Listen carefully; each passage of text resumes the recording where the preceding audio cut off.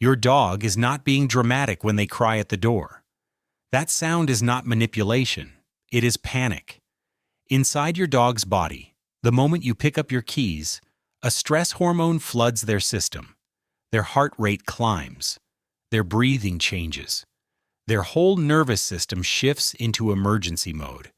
And here is the part most owners never hear from their vet. What you do in the 60 seconds before you leave is the only thing that determines how bad the next 4 hours will be. Most owners make the same mistake every single time, and it makes everything worse. Stay with me through step 5. It is the one owners always get completely backwards. Welcome to your dog guide, where we help you understand your dog at the level your vet wishes you did. If that sounds like you, subscribe. You have probably noticed your dog starts watching you before you even reach the door. Maybe they follow you from room to room. Maybe they sit near your shoes. Maybe they just stare. This is not random. Your dog has memorized your departure routine down to the smallest detail. The sound of your alarm, the smell of your coffee, the moment you reach for your jacket. For your dog, each of those signals means the same thing. You are about to disappear. Here is what is actually happening inside their brain. Dogs are a social species. They are wired to live in groups. When the group splits, it registers as a threat, not a preference, not a mood, but a genuine threat to survival. Think of your dog's stress response like a fire alarm. Once it trips, it does not check whether there is actually a fire. It just screams. And it keeps screaming until the threat is gone. That is why your dog is not choosing to be anxious. The alarm is already going off before you touch the door handle. Vets see this every week. Most just don't mention it because they assume owners already know.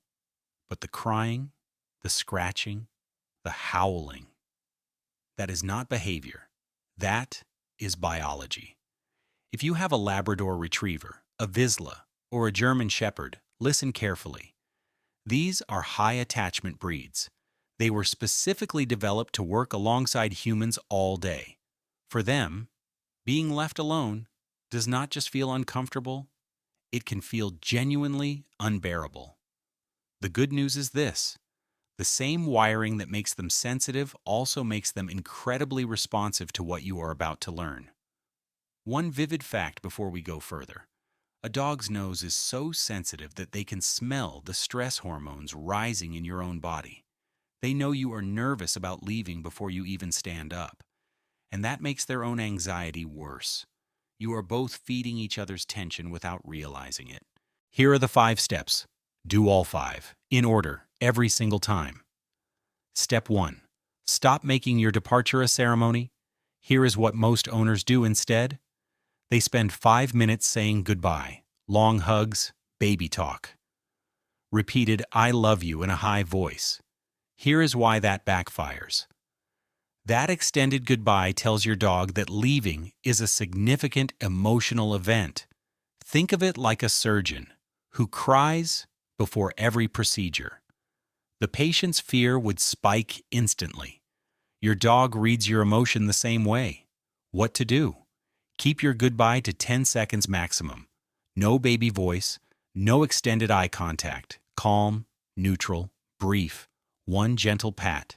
Then you leave. This single change reduces your dog's pre-departure anxiety before you have done anything else. Step 2.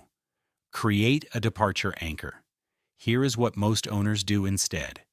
They give their dog attention right up until the last second, then suddenly go cold and walk out. That jarring shift is like a light switch. On, then off. Your dog cannot adjust. Here is why that backfires. Abrupt emotional shifts trigger the alarm response faster than a slow, predictable transition. Think of it like a car going from 60 to 0 with no braking. Everything inside takes the impact. What to do? About 60 seconds before you leave, give your dog a specific item every single time. A frozen Kong, a lick mat, a chew they only get when you leave. This item becomes a signal that means you are leaving and something good is happening. Over time, your dog starts to associate your departure with reward instead of loss. What's your dog's name? Comment below. I read everyone. Step 3. Do a pre-departure routine scramble. Here's what most owners do instead. They follow the exact same sequence every morning. Alarm, shower, coffee, shoes, keys, door. Here's why that backfires. Your dog has memorized that sequence. By the time you reach the shoes, their cortisol is already elevated. By the time you reach the keys, the alarm is at full volume. Think of it like Pavlov's experiment running in reverse. Your dog is not waiting to react to the door. They are reacting to the shoes. What to do? Deliberately scramble your departure cues. Put your shoes on at random times during the day without leaving. Pick up your keys and then sit down and watch television. Walk to the door and then walk to the kitchen. This breaks the prediction chain. When your dog cannot predict departure from individual cues, the alarm response weakens. So far, you have given your dog a calmer goodbye and a broken prediction chain. That combination alone puts you ahead of most dog owners. Now, here is the part most people skip entirely, and it might be the most important one. Step 4. Practice micro departures every day. If you have a Border Collie, a Belgian Malinois, or a Cocker Spaniel, this step matters even more for you. These breeds have particularly strong social bonds and a correspondingly high sensitivity to absence. Here is what most owners do instead. They only practice leaving when they actually have to leave. So the only real experience their dog has with departure is the full, high-stakes version. Here is why that backfires. You cannot teach a drowning person to swim while they are drowning. A dog in full panic cannot learn. Their brain is not in learning mode. What to do? Practice short, low-stakes departures every single day. Walk out the door. Wait 30 seconds. Come back in. Say nothing when you return. Then 10 minutes later, do it again. Stay out for 2 minutes, then 5 minutes, then 10. You are teaching your dog's nervous system that departure is not permanent. You are showing them, through repeated experience, that you always come back. Over 14 to 21 days, most dogs show measurable improvement with this one step alone. Step 5. Change what you do in the first 60 seconds after you return. This is the step owners always get backwards, and it is the most important one. Here is what most owners do instead. They walk in the door and immediately greet their dog with high energy, excited voices, instant attention, immediate physical contact. Here is why that backfires. That explosive greeting confirms to your dog that your return is a massive emotional event, which means your absence was also a massive emotional event. You are accidentally teaching your dog that your comings and goings are the most important things that happen in their life. Think of it like a parent who cries with relief every time their child comes home from school. The child starts to feel that school is dangerous, even if it isn't. What to do?